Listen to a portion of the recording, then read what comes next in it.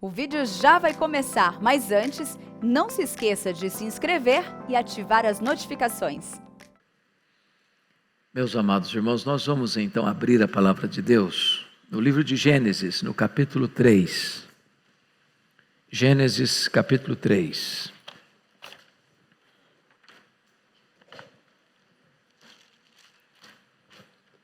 E faremos a leitura de todo esse capítulo. Após o que, peço que você mantenha a sua Bíblia aberta comigo, para nós considerarmos a exposição do texto. Está escrito: mas a serpente, mais sagaz que todos os animais selváticos que o Senhor Deus tinha feito, disse à mulher: é assim que Deus disse, não comereis de toda a árvore do jardim? E respondeu-lhe a mulher: do fruto das árvores do jardim podemos comer, mas do fruto da árvore que está no meio do jardim, disse Deus: dele não comereis, nem tocareis nele, para que não morrais. Então a serpente disse à mulher: é certo que não morrereis, porque Deus sabe que no dia em que dele comerdes, se vos abrirão os olhos, e como Deus sereis conhecedores do bem e do mal. Vendo a mulher que a árvore era boa para se comer, agradável aos olhos, e a árvore desejável para dar entendimento, tomou-lhe do fruto e comeu, e deu também ao marido, e ele comeu. Abriram-se então os olhos de ambos, e percebendo que estavam nus, coseram folhas de figueira e fizeram cintas para si.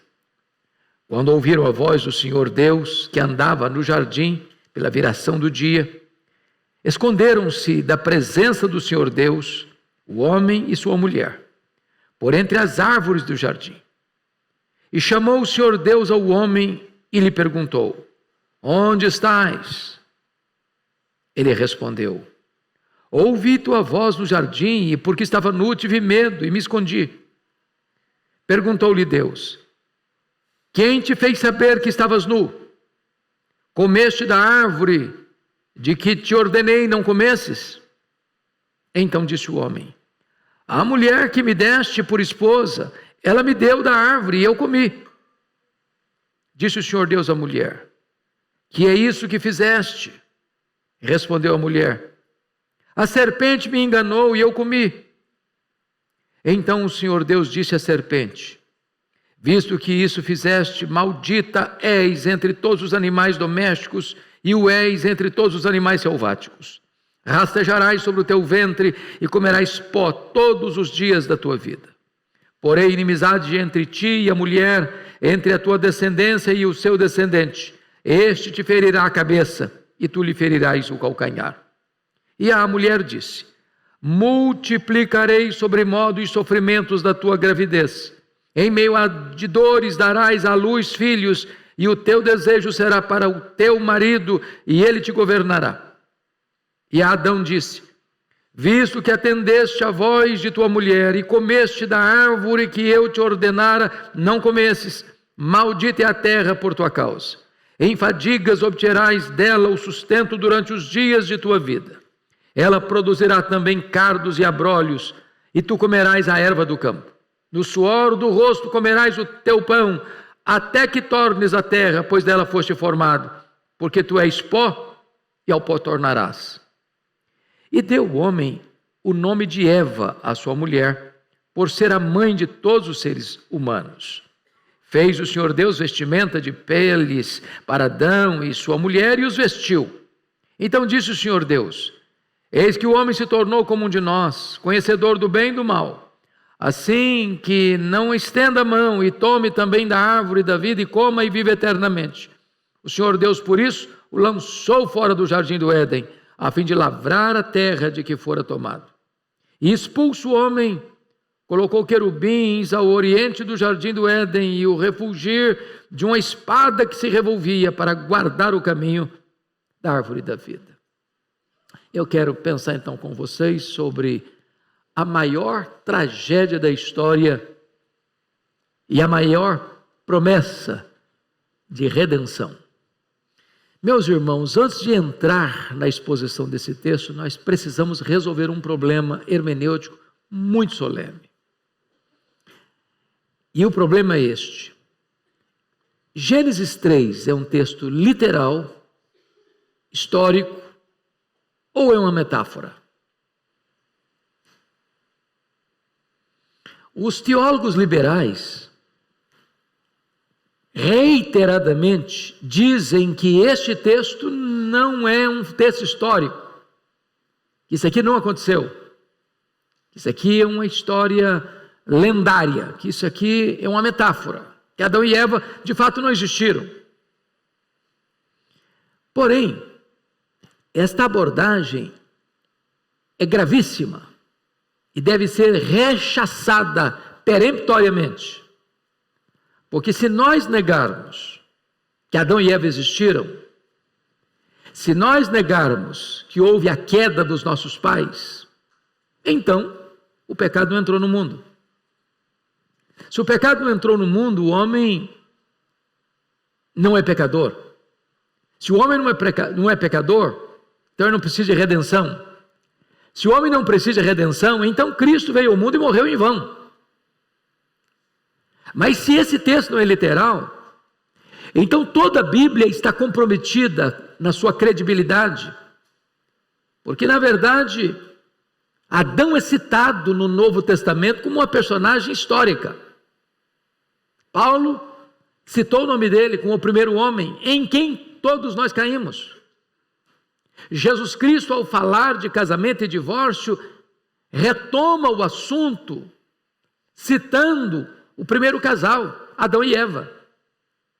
Então eu não posso negar a historicidade desse texto sem negar a credibilidade, a confiabilidade das Escrituras.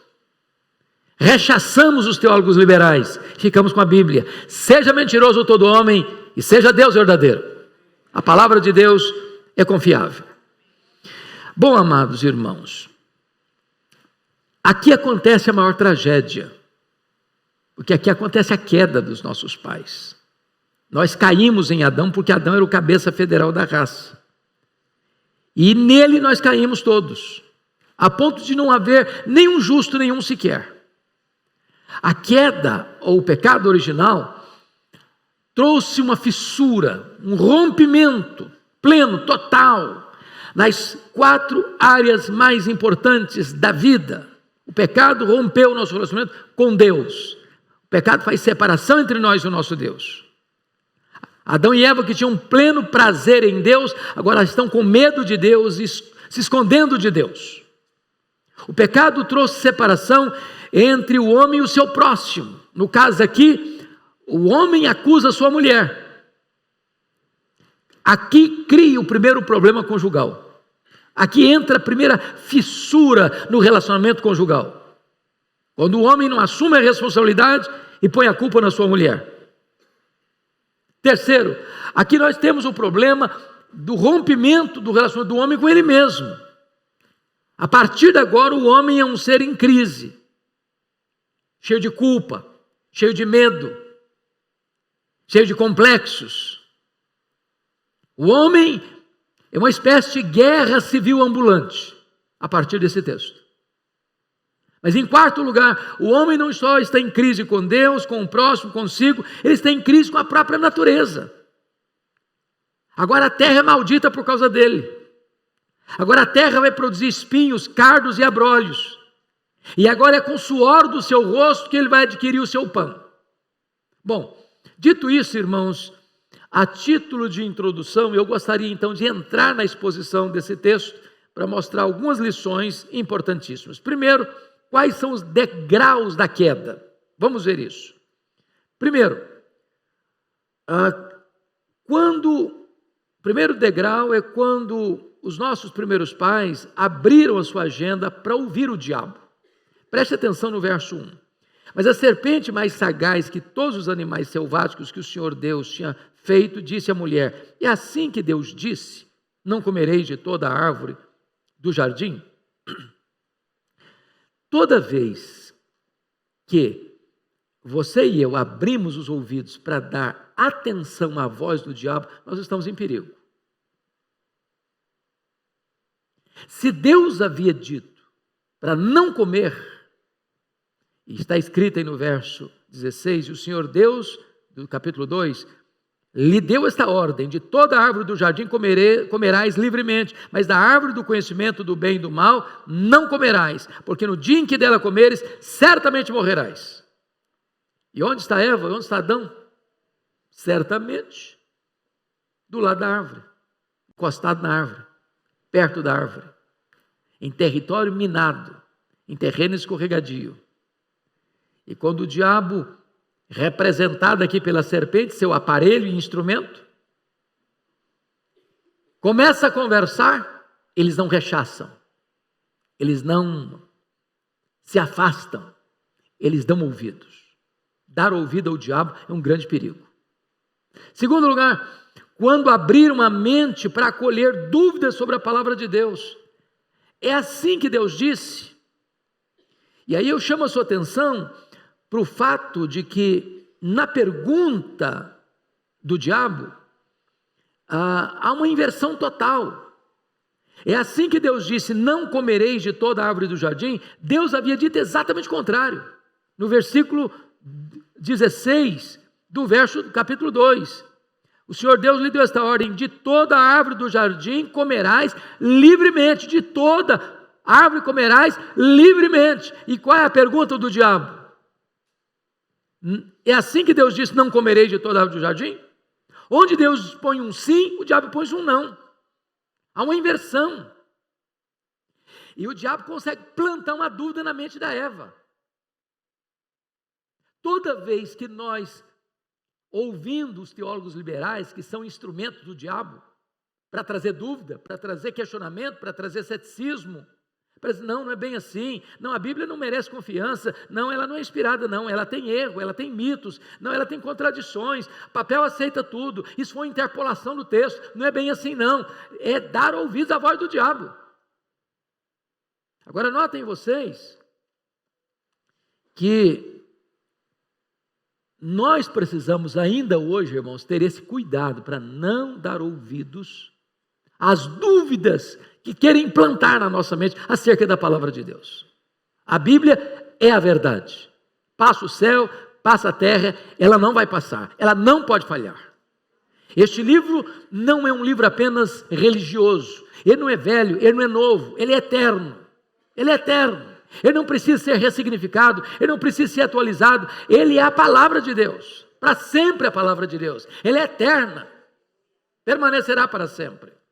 Terceiro lugar, a queda acontece quando os nossos pais abriram a boca para torcer a palavra de Deus. É assim que Deus disse: não comereis de toda árvore do jardim. Olha a resposta da mulher, versículo 2, respondeu-lhe a mulher: do fruto das árvores do jardim podemos comer. Veja vocês que ela está subtraindo uma palavra aqui. Qual é a palavra que ela tirou do texto? Livremente. De toda a árvore, está lá no versículo 16 do capítulo 2, de toda a árvore do jardim comerás livremente. Ela subtrai. Então preste atenção nisso. Ao ler a Bíblia, ou ao decorar um texto da Bíblia, decore literalmente. Você não pode tirar nenhuma vírgula. Tirar uma palavra, você pode comprometer o texto. Mas veja mais, ela acrescentou. Ela acrescentou. Versículo 3. Mas do fruto da árvore que está no meio do jardim, disse Deus: dele não comereis, nem tocareis nele. Deus não falou nada de tocar. Isso aí ela inventou. Isso aí é uma interpolação da Eva. Isso é um acréscimo. Então eu não posso tirar nenhum tio, eu não posso acrescentar nenhum tio. Toda vez que eu tento acrescentar algo que não está escrito, eu estou entrando no jogo do diabo. Mas ela não só subtraiu e acrescentou, ela mudou o sentido do texto. Porque veja você, do fruto das árvores do jardim podemos comer, tirou livremente, subtraiu. Mas do fruto da árvore que está no meio do jardim, diz Deus: dele não comereis, nem tocareis nele, para que não morrais. Isso é uma possibilidade. Para que não morrais é uma possibilidade. Não foi isso que Deus disse. O que Deus disse? Olha o que está escrito. Versículo 17, 2,17. Mas da árvore do conhecimento do bem e do mal não comerás, porque no dia em que dela comeres, certamente morrerás. Então ela transforma aquilo que é um fato real, concreto, absoluto, irrefutável, numa mera possibilidade. Ela acrescenta, ela subtrai e ela enfraquece o sentido da Bíblia. Quarto lugar, quando os nossos pais caíram, quando eles abriram seus ouvidos para escutar a negação clara da palavra de Deus. Olha o que o diabo disse, quando percebeu que eles não estavam com muito domínio das Escrituras, quando eles perceberam que estavam tirando, acrescentando e mudando o sentido do que Deus havia dito, a serpente então encorajou-se para trazer uma resposta categórica da mentira. Versículo 4, então a serpente disse à mulher, é certo que não morrereis. Agora o diabo não chega plantando dúvidas, agora ele chega negando abertamente a palavra de Deus. Toda vez que alguém abre os ouvidos para escutar a negação da palavra de Deus, ele está em risco. E tem muita gente hoje, irmãos, negando a palavra de Deus. Tem muito seminário teológico hoje negando a palavra de Deus. Tem muita instituição religiosa de ensino hoje negando a palavra de Deus. Tem muitos teólogos liberais hoje negando a palavra de Deus. E nós precisamos estar atentos. Mas em quinto lugar, eles caíram quando abriram os olhos para ver o pecado como algo agradável. Olha o versículo 6 comigo. Vendo a mulher, aliás, antes de dizer isso, o diabo não só nega a palavra de Deus, mas ele argumenta. Ele argumenta no versículo 5, porque Deus sabe que no dia em que dele comerdes, se vos abrirão os olhos, e como Deus sereis conhecedores do bem e do mal. E aí o versículo 7 diz o seguinte, vendo a mulher que a árvore era boa para comer, agradável aos olhos, árvore desejável para dar entendimento, tomou do fruto e comeu, e deu também ao marido e ele comeu. Ou seja, o diabo dourou a pílula. O diabo disse assim, olha, sabe por que Deus não quer que vocês comam desse fruto? Porque Deus está usando esperteza com vocês. Vocês estão num jardim michuruco. Vocês estão num lugar muito restrito. Vocês têm potencial para muito mais. Vocês podem ser igual a Deus. Deus está botando vocês nesse cercadinho aqui. E vocês podem alçar voos ao infinito. Vocês podem ser igual a Deus, e Deus sabe que se vocês comerem, vocês darão um passo rumo à divindade, vocês serão iguais a Deus. E a mulher olhou para essa promessa mentirosa, falsa, duvidou da palavra de Deus, acreditou na palavra do diabo e começou a achar o pecado maravilhoso. O diabo doura a pílula. Ele não chega com um tridente. Ele não chega com um chifre, cuspindo fogo. Ele chega fazendo propostas mirabolantes, ofertas atraentes. E dessa maneira ele levou os nossos pais à queda. Mas em último lugar, eles caíram quando abriram o coração para hospedar sentimento de ingratidão, de insatisfação e de megalomania. Porque o verso 5 e 6 diz exatamente isso. Eles ouviram que eles poderiam ser iguais a Deus e eles desejaram isso. Meus irmãos, deixa eu lhes dizer algo. A ingratidão é a porta de entrada para o pecado. Quando você está ingrato por aquilo que você é, por aquilo que você tem, você está em grande perigo. Quem era Adão? Ontem Adão era nada. Nada. Hoje, ele é homem, recebendo a presidência do ar, do mar e da terra. Hoje, Deus coloca diante dele a administração dos pássaros dos céus, dos animais da terra e dos peixes do mar. E ele está insatisfeito. E ele quer mais. E ele quer ser igual a Deus. O anjo da guarda, o querubim da guarda, estava na posição de maior honra no céu. Mas ele não ficou satisfeito, ele queria mais. Queria estar acima das outras estrelas, acima dos outros anjos e ser igual a Deus, e se transforma em demônio. O filho pródigo tinha a casa do pai, a mesa farta da casa do pai, mas ele estava insatisfeito, ele queria mais, ele queria além dos muros, num país distante. Toda vez que você olha para a sua vida e diz, não, eu mereço mais, você está em grande perigo, porque a insatisfação é a ingratidão, e pode ser o caminho da megalomania, caminho escorregadio para o pecado. Vamos ver agora o segundo ponto da mensagem. Esses foram os degraus da queda. Vamos ver agora, em segundo lugar, os sintomas da queda. O que aconteceu? Primeiro, vem o drama da culpa. Olha comigo o versículo 7. Abriram-se então os olhos de ambos, e percebendo que estavam nus, coseram folhas de figueira e fizeram cintas para si. Veja você que, quando os olhos se abrem, eles não são iguais a Deus. Eles caíram no estado de depravação e miséria. O diabo promete que não pode dar. Ele é um farsário, ele é um enganador, ele é um mentiroso. O pecado é um embuste. O diabo promete vida e dá morte, ele promete liberdade, escraviza, ele promete libertação e bota você numa masmorra. Ele promete felicidade e te põe em tristeza. Ele promete mundos e fundos e paga você com culpa. Culpa. E eles estão com medo. Estão nus, envergonhados, completamente arruinados pelo drama da culpa. Os olhos foram abertos e eles perceberam que estavam nus. E o que eu acho curioso aqui no texto é o pecado torna a pessoa tola, insensata, nécia. Porque veja você, eles sabiam que era Deus, eles tinham comunhão com Deus, e eles tentam se esconder com coisas ridículas. O que eles vão fazer? Coser folhas de figueira, para tentar esconder a nudez deles, daquele que era o Deus Todo-Poderoso, que eles tinham um relacionamento com Ele. É a tentativa de você manter Deus lá de fora, fechando a porta, apagando a luz. São as nossas folhas de figueira hoje. Segundo problema, segundo sintoma, o peso esmagador da vergonha, no versículo 7. Estavam nus, até então eles estavam nus, não tinha problema nenhum.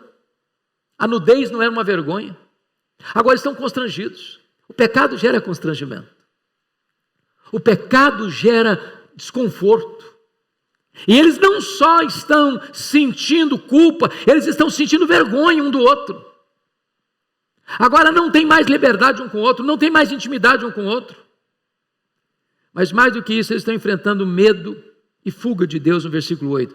Quando ouviram a voz do Senhor Deus, que andava no jardim pela viração do dia, esconderam-se da presença do Senhor Deus, o homem e sua mulher, por entre as árvores do jardim. Agora a questão é medo. Antes deleite, agora é medo. Não é assim que o pecado faz? Medo de Deus, fuga de Deus, não tem coragem para dizer eu errei, eu pequei, e correr para os braços de Deus. Ele está querendo correr de Deus, ele está fugindo de Deus, ele está se escondendo de Deus, a presença de Deus o incomoda. Isso é o fruto do pecado, isso é o sintoma da queda. Mas agora vamos olhar um outro aspecto nesse texto, que são os mecanismos que eles usaram de fuga, mecanismos que eles produziram para tentar encobrir o sol com a peneira. Vamos ver quais são esses mecanismos. Primeiro, a racionalização nos versos 9 e 10. Olha aí comigo. E chamou o Senhor Deus ao homem e lhe perguntou: onde estás? Ele respondeu: ouvi a tua voz no jardim, porque estava nu, tive medo e me escondi. Então vamos entender aqui uma coisa. A pergunta de Deus é retórica. Deus sabia onde ele estava. Quando Deus pergunta onde você está, não é porque Deus está desinformado, Deus está precisando do endereço, não. A pergunta tem a ver com Deus, tem a ver com você. Onde estás? E ele deu uma resposta fajuta, tola. E ele vai dizer o seguinte: olha, eu na verdade, ouvi a tua voz no jardim, e porque estava nu, tive medo. Não, mas ele não estava com medo porque estava nu, não. Ele sempre esteve nu. Ele nunca vestiu uma roupa, nunca foi num alfaiate. Ele não estava com medo que estava nu. É a racionalização. É a desculpa esfarrapada. É tapar o sol com a peneira. É não admitir o erro. É produzir um argumento falso, uma narrativa falsa, para tentar explicar ou se defender diante da crise que ele entrou nela, permanente, que atingiu a humanidade inteira. Racionalização. O segundo mecanismo de fuga, irmãos, é a transferência. Olha o versículo 11 e 12 comigo. Perguntou o Senhor Deus: quem te fez saber que estavas nu? Aí Deus tira a máscara dele, bota o dedo na ferida. Comeste da árvore que te ordenei que não comesses? Então disse o homem: a mulher que me deste por esposa, ela me deu da árvore e eu comi. Sabe o que ele está dizendo? Isso é um fenômeno da psicologia, né? A psicologia coloca isso aqui, o que nós chamamos de transferência. Aliás, me dê uma palhinha aqui. Quando você vai estudar sobre Sigmund Freud, o pai da psicanálise, ele diz que os nossos problemas não são autógenos, são halógenos. A palavra halos do grego é outro. Então, ele está dizendo o seguinte: você não é o culpado é o outro. O culpado é o seu pai, o culpado é a sua mãe, o culpado é a sua igreja, rigorosa demais, o culpado é a cultura que é muito opressiva, o culpado é o meio que você vive, o outro é o culpado, eu não, eu sou uma vítima. Essa psicologização da teologia entrou nas igrejas.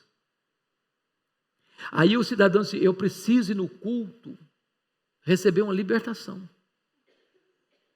O cara, ele está precisando de libertação. Sabe por quê? Porque ele é uma vítima. Ele não é culpado. Não se prega sobre arrependimento, prega-se sobre libertação. Porque quando você prega arrependimento, quem é o culpado? É o cidadão, você é o culpado. Você se arrepende. Mas se eu sou apenas uma vítima, eu não sou responsável. O sistema me jogou nesse negócio. E aqui estava Adão. Onde estás, Adão? Eu ouvi tua voz e porque eu estava nu, fiquei com medo. Não, Adão, você não está comendo por causa disso, não. Você comeu do fruto que eu mandei você não comer? Falou: Senhor, na verdade eu comi, mas eu não sou culpado não, porque o culpado é a mulher que o Senhor me deu. Essa mulher é um problema na minha vida. Se não tivesse ela na minha história, eu não estaria nessa encrenca. E se você perceber e trabalhar um pouco mais a racionalização dele, ou melhor, a transferência dele, em última instância, quem é culpado é Deus, que quem deu a mulher para ele foi Deus. Então Deus, o problema não é comigo, é com o Senhor. O Senhor que me deu essa mulher. A mulher é um problema. Eu comi porque ela me deu. Se ela não tivesse me dado, eu não teria comido. Transferiu a responsabilidade. Irmãos, não é assim desde a infância. Duas crianças estão brincando. Uma faz uma arte. Você vai lá para tirar satisfação. Foi fulano, não fui eu não. Isso está no nosso DNA. O pecado estragou isso na nossa vida. A transferência. Mas aí vem a projeção, que é outro mecanismo aí de fuga que a psicologia trabalha. Versículo 13, Deus foi atrás da Eva. Disse o Senhor Deus à mulher: que é isso que fizeste? Respondeu a mulher: a serpente me enganou, eu comi. Sou culpado também não, culpado dessa serpente miserável, porque ela me enganou. Eu comi enganada. Eu fui uma vítima do sistema. Então notem vocês, meus irmãos, que esses mecanismos já estavam lá no Éden, depois da queda. Vocês acham que esse negócio está acontecendo hoje ainda? A história mudou, mas o homem continuou o mesmo. Pecador miserável, que ainda não admite a culpa e ainda tenta transferir a responsabilidade para outrem. Bom, dito isto, vamos ver agora o quarto ponto da mensagem, que as consequências da queda. O que a queda trouxe de consequência? Primeira consequência, conflito conjugal. Versículo 12, preste atenção nisso. Então disse o homem: a mulher que me deste por esposa, ela me deu da árvore e eu comi. Você acha que a Eva gostou dessa conversa? Marido, é verdade, eu sou o problema mesmo, eu sou o responsável mesmo. Eu acho que aqui começa o problema do conflito conjugal. Eu não assumi a culpa. Aliás, quando você vai para o Novo Testamento, diz a Bíblia que Eva comeu enganada, Adão não. Adão estava do lado dela. E quando a Bíblia vai tratar do assunto, não diz que nós caímos em Eva, nós caímos em Adão. Adão foi o grande responsável, porque ele era o líder. Ele terceirizou a sua liderança. Ele transferiu a liderança. Ele poderia ter confrontado a sua mulher. Preste bem atenção. Nem sempre quando marido e mulher estão juntos, estão certos. Ananias e Safira estavam juntos, mas no pecado. Adão e Eva estão juntos no pecado. É por isso que Deus não foi atrás da Eva, foi atrás do Adão. A responsabilidade era dele.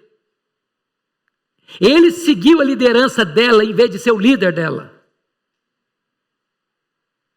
Ele devia protegê-la. E ele tornou-se conivente com o pecado dela. E certamente aqui brota, nasce, surge o conflito conjugal, que dura até hoje e vai durar até Jesus voltar. Segunda consequência, a guerra espiritual. Olha aí comigo, versículo 14 e 15. Então o Senhor Deus disse à serpente: visto que isso fizeste, maldita és entre todos os animais domésticos, e o és entre todos os animais selváticos, rastejarás sobre o teu ventre e comerás pó todos os dias da tua vida. Eu não posso garantir isso, mas quando leio isso, e os comentaristas que leio sobre isso, dizem, e eu estou inclinado a crer nisso, que a serpente não era esse bicho asqueroso que é hoje não. Porque se fosse, talvez a Eva teria corrido. Eu não sei quanto a vocês, eu tenho asco de cobra. Eu não gosto de cobra nem de plástico. Se uma pessoa joga uma cobra de plástico em cima de mim, eu dou um grito. Se eu tivesse assistindo um programa de televisão e surgiu uma cobra, eu mudo de canal. E Deus tornou a cobra, a serpente, num animal asqueroso, que rasteja sobre o ventre, que come pó. E agora a Escritura diz, no versículo 15, a promessa aí, meus amados irmãos, da nossa redenção, mas a declaração de uma guerra espiritual: porém inimizade entre ti e a mulher, entre a tua descendência e o seu descendente. Ou seja, há uma inimizade aqui entre duas gerações, entre duas descendências. Quais? A descendência da serpente e a descendência da mulher. Os filhos de Deus e os filhos do diabo. Aqueles que temem a Deus e aqueles que zombam de Deus. Essa guerra sempre existiu desde a queda e não vai parar de existir. É por isso que Jesus Cristo disse que o mundo odeia Cristo e odeia a igreja. Não pensem que o mundo será amigo da igreja. Os descendentes da serpente são inimigos dos descendentes da mulher, do descendente da mulher. E o texto está dizendo o seguinte: o seu descendente, este, ou seja, o descendente da mulher, ele está falando de Cristo aqui, este te ferirá a cabeça, e tu lhe ferirás o calcanhar. Em outras palavras, Jesus foi ferido na cruz, mas a serpente pensou que estava ganhando o round, e quando se pensou que estava impondo uma derrota a Cristo, Jesus esmaga a cabeça da serpente, porque triunfou sobre o diabo na cruz e expôs os principados e potestades ao desprezo. Ali ele impôs a grande derrota ao diabo. Louvado seja o Senhor.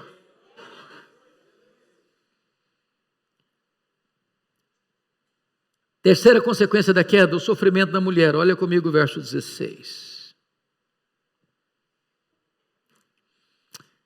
E a mulher disse: multiplicarei sobremodo os sofrimentos da tua gravidez, e em meio de dores darás à luz filhos.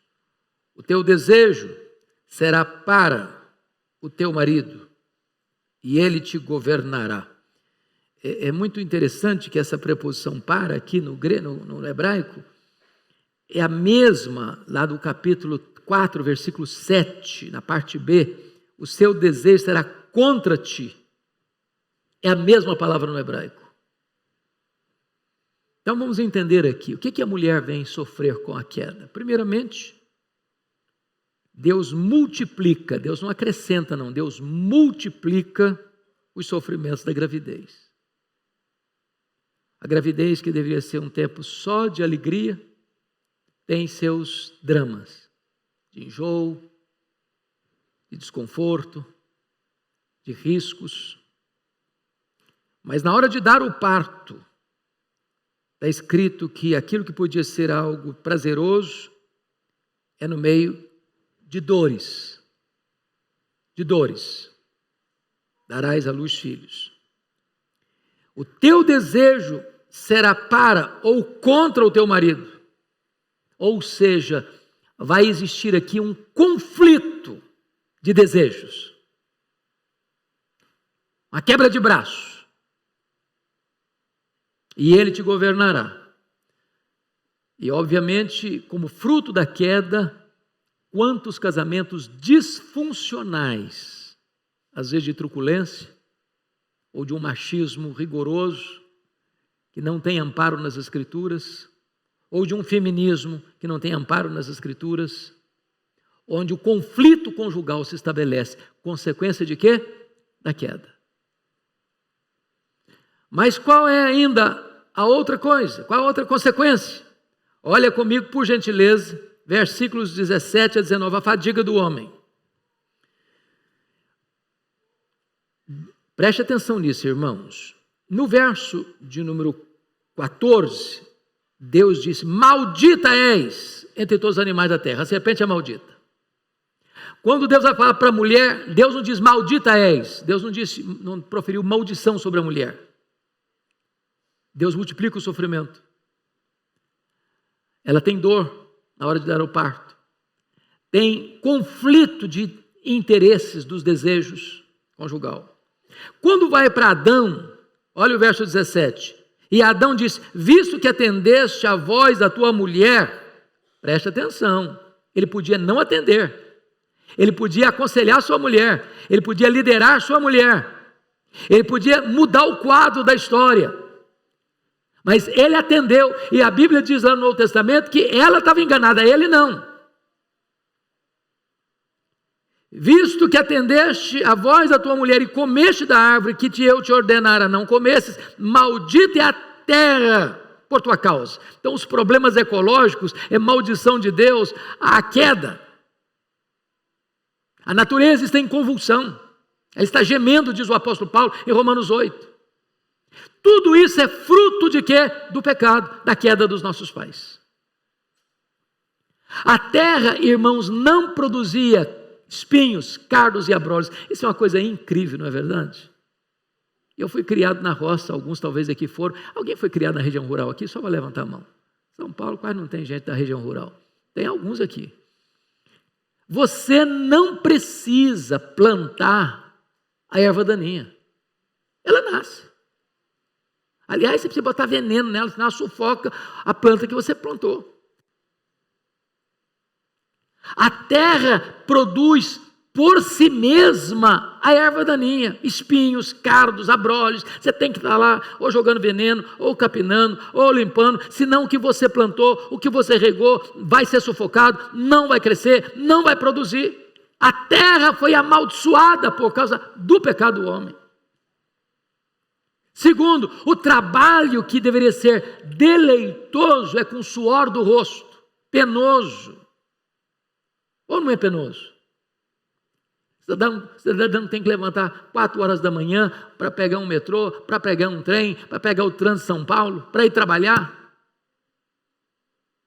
E depois que trabalhou, ele tem que pegar tudo de volta, só no pico complicado, para chegar em casa 9 horas da noite, para tomar um banho, para comer apressadamente, para dormir um pouquinho, para no outro dia estar pegando de novo. Tudo isso é o quê? Consequência do pecado. Mas Deus vai além. No verso 19, parte B. Olha aí comigo. Não só do suor do rosto comerás o teu pão, até que tornes a terra, pois dela foste formado, porque tu és pó e ao pó tornarás. Ou seja, a consequência do pecado é o quê? A morte. Irmãos, a morte é complicadíssima, não é verdade? A Bíblia chega a chamar a morte de o rei dos terrores. A Bíblia chega a chamar a morte do último inimigo a ser vencido.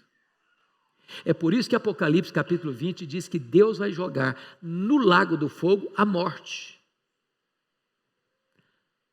E o que é maravilhoso é que a morte que ainda hoje arranca lágrimas dos nossos olhos. Irmãos, não é fácil você sepultar um ente querido. Eu, quando era criança, na fase de criança para junior, adolescente, eu sempre vi minha mãe muito doente e morávamos numa região rural, sem estradas boas, sem carro. E às vezes eu vi minha mãe ser tirada de casa às pressas, em noite de chuva, nas estradas muito perigosas, entre a vida e a morte. E eu tinha pânico, eu tinha medo. Eu, como criança e adolescente, muitas vezes eu orei a Deus, meu Deus, eu quero morrer primeiro, eu não suporto ver minha mãe morta, eu não suporto ver meu pai morto, eu não suporto ver um irmão meu morto. Eu já passei várias vezes por isso. E dói muito. A morte, com as suas mãos geladas, que vêm e arrancam dos nossos braços, pessoas que amamos, consequência do pecado. Mas louvado seja Deus, porque o Senhor Jesus Cristo morreu, foi sepultado, e lá nas entranhas da morte, diz a Bíblia que ele arrancou o aguilhão da morte, matou a morte e ressuscitou, inaugurando a imortalidade. E agora a morte não tem mais poder de ter a última palavra, porque a morte foi vencida. E Jesus hoje é a ressurreição e a vida, e ele diz, aquele que crê em mim não morrerá eternamente, passou da morte para a vida. Louvado seja o Senhor. Mas notem, meus amados irmãos, que vem agora finalmente a solidão do exílio. Nos versos 22 a 24, está escrito aí que Deus, versículo 23, o Senhor Deus, por isso, o lançou fora do jardim. Versículo 24, e expulsa o homem. Você já pensou isso? Ele foi despejado. Caminhão de mudança encostou na casa dele e falou, vai embora. Aqui você não mora mais. Aqui você não é bem-vindo mais. E ele saiu do jardim, foi expulso do jardim. E o homem é um peregrino. O que eu acho maravilhoso, sabe o que é? É que quando você volta lá para o livro de Apocalipse, o Deus que restaura todas as coisas, você vai ver um jardim restaurado, muito superior ao jardim da terra. Porque o que o diabo tentou destruir, o Senhor restaurou. E agora nós não teremos apenas uma vida num jardim de delícias na terra, nós teremos um corpo semelhante ao corpo da glória do Senhor Jesus. e agora nós viveremos para sempre, sempre com Ele, neste jardim restaurado, nesse jardim de delícias, na casa do Pai, no paraíso, na Nova Jerusalém, na cidade santa, onde não tem choro, onde não tem dor, onde não tem luto, onde não tem morte, onde não tem tristeza, onde não tem doença, onde não tem adeus, onde não tem culpa, onde não tem pesar, e nós estaremos para sempre com Ele, porque a obra da redenção é maior do que as consequências do pecado. Mas eu quero concluir o último ponto deste texto. E louvado seja Deus, a solução de Deus para a tragédia do homem. Eu destaco 3 coisas. Primeiro, Deus prometeu vitória sobre o diabo. Versículo 15. O Senhor Deus prometeu que o descendente da mulher, e o descendente da mulher é Jesus, ele esmagaria a cabeça da serpente. E esse fato não vai acontecer não, já aconteceu. O diabo já é um inimigo vencido. Vencido. Nós não temos que ter medo do diabo. Nós temos que temer a Deus, sujeitarmos-nos a Deus e resistir ao diabo. Segundo, Deus prometeu não apenas vitória sobre o diabo, mas Deus prometeu vitória sobre a desesperança. Olha o versículo 20 comigo. E deu o homem o nome de Eva, a sua mulher, por ser a mãe de todos os seres humanos. O que eu acho maravilhoso é que Adão dá o nome a ela depois da promessa de que o descendente dela esmagaria a cabeça da serpente. E Eva, sendo a mãe de todos os seres humanos, seria também a mãe, não só de todos os povos, porque todos nós, e a ciência prova isso, viemos de um tronco comum, mas ela seria a mãe também daquele que viria como Messias, como Salvador, como Redentor. Então, quando Adão dá um nome à sua mulher de Eva, a mãe de todos os seres humanos, ele está alimentando a esperança da promessa de Deus. Essa promessa vai se cumprir, essa promessa vai se cumprir, e na plenitude dos tempos ele veio, nascido de mulher, nascido sob a lei, para ser o nosso Redentor. Louvado seja o Senhor. Em último lugar, irmãos amados, Deus promete não só vitória sobre o diabo, não só vitória sobre a desesperança, Deus promete vitória sobre o pecado. Olha comigo o versículo 21. Fez o Senhor Deus vestimenta de peles para Adão e sua mulher, e os vestiu. Vamos entender isso aqui. Não é que Deus diz o seguinte: olha, uma roupa de pele é muito superior e é muito mais confortável do que uma roupa de folhas de figueira. Não é que uma roupa de origem animal é superior a uma roupa de origem vegetal. A questão não é essa aqui. Aqui está o embrião, a semente, o início do que nós chamamos de que não há remissão de pecados sem derramamento de sangue. Aqui está o primeiro aspecto de que alguém teve que morrer para que você fosse vestido. O sangue do inocente foi derramado para que você fosse coberto. Está aqui então a semente daquilo que nós chamamos a redenção que nós temos no sangue de Cristo, porque Ele morreu para que pelo seu sangue nós fôssemos cobertos, porque é através do sangue dele que nós somos justificados, e ser justificado significa que toda a vestimenta da justiça de Cristo é colocada em você, e quando Deus olha para você, Ele não vê mais o seu pecado, Ele vê a justiça de Cristo colocada na sua conta. Assim como o tabernáculo, vocês se lembram, foi feito de madeira de acácia, uma madeira dura, cheia de nós, complicada, difícil de trabalhar, e a Bíblia diz que essa madeira de acácia, então, as toras deviam ser serradas em tábuas iguais, devia ter um engaste, deviam ser colocadas de pé, deviam ser colocadas em uma base de prata, e então diz a Bíblia que todas essas tábuas de madeira de acácia deveriam ser cobertas de ouro puro. Quando alguém olhava para aquelas tábuas, não via madeira de acácia, símbolo da natureza humana, via um ouro puro, símbolo da glória de Deus. É assim que Deus olha para você. Ele não vê o seu pecado, Ele não vê as suas mazelas, Ele não vê as suas tragédias, Ele vê a justiça de Cristo cobrindo você, Ele vê o ouro da glória de Deus cobrindo você. É assim que o Senhor Jesus Cristo, o Senhor Deus fez com Adão e Eva, lá no Éden, cobriu-os com peles de animais, dizendo: vocês estão cobertos com sangue. Está aqui a promessa da plena redenção, que vai acontecer no sangue do Cordeiro. Oh, amados irmãos, isso é tão empolgante para nós, porque o pecado é uma tragédia. Mas onde abundou o pecado, superabundou a graça. Deus virou a mesa, Deus mudou o placar do jogo, e Deus trouxe para nós eterna e copiosa redenção. Vamos ficar em pé e vamos orar.